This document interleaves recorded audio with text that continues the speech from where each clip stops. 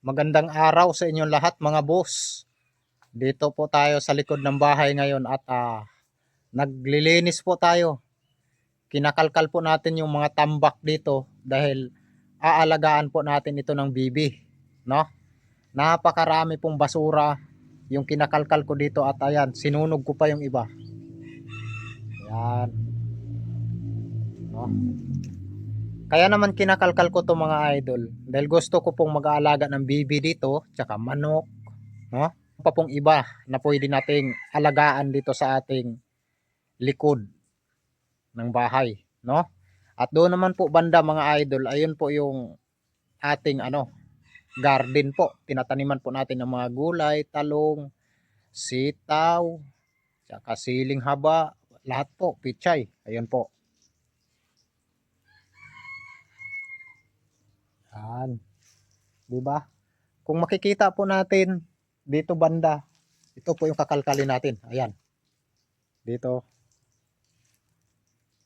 Yan.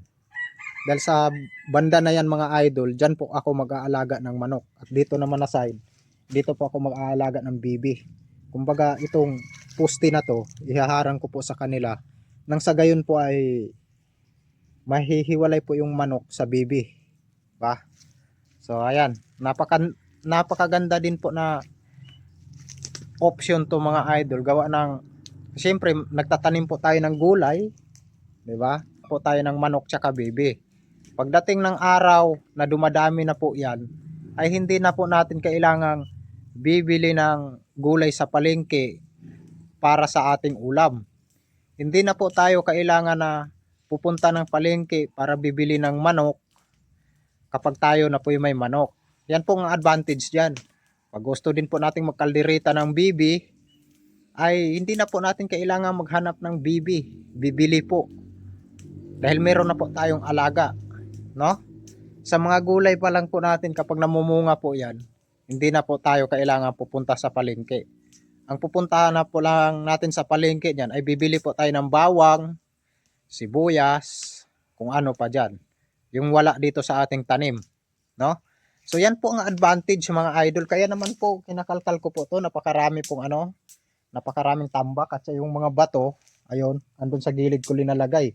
Dahil maganda din po yung may bato sa mga bibi para kung sakasakaling uulan, andun po sila papatong dun sa bato at hindi po sila nakalubog sa putik. No? Sana po'y masusubaybayan nyo po itong aking pagbablog mga idol at kung nagugustuhan nyo po itong ating pagbablog, ay isang like naman po at isang comment dyan sa baba. No? So ayan po mga idol, i-update ko po kayo kapag tayo na po'y may alaga at malaki na po yung ating mga pananim.